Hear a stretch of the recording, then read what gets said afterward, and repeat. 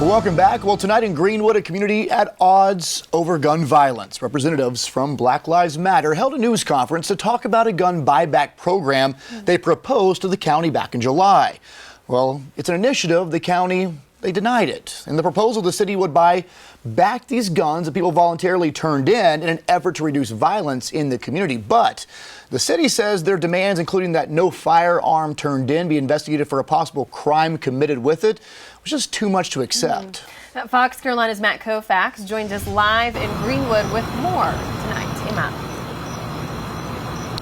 Hi, Tori, Cody. Well, tonight at the meeting, Black Lives Matter admitted to me that they could have done some of the wording of the proposal better to make it clearer what exactly it was they were after. They claim this is all just a misunderstanding, and they hope to clarify that tonight at the meeting here at City Hall. Now, even though their proposal was denied the first time, they are trying to open up a new dialogue with city and county leaders. Travis Green says getting guns off the street is the only option.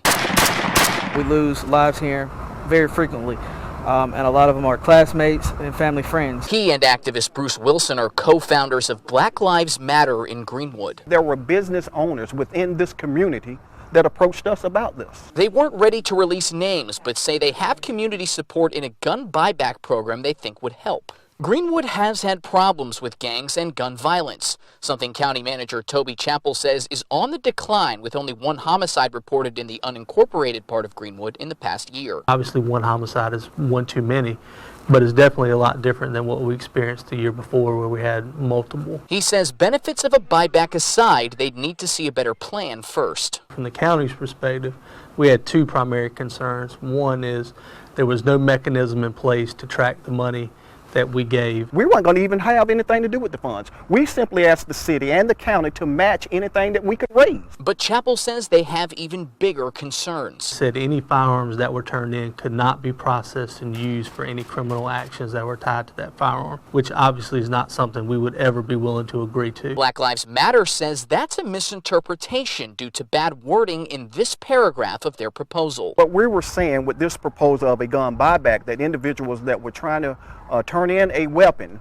wouldn't be subject to a warrant search simply for turning in the weapon. And they claim there's been no dialogue since the proposal was denied to express these concerns. Give me a phone call and let's talk about it. Let's get this worked out. Just straight up denial, we don't want to talk about it.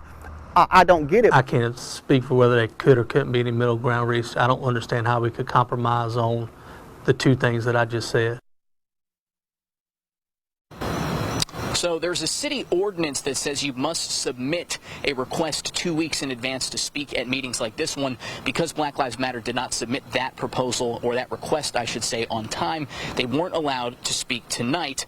And there's no word yet on whether the city will meet with them. However, Black Lives Matter is planning a meeting for this Thursday. They still have not released the location or the time, but they plan to discuss the buyback initiative a little bit more in greater detail at this meeting on Thursday. They also plan to touch on establishing a hate crime ordinance here in Greenwood, as well as the establishment of a Citizens Review Board.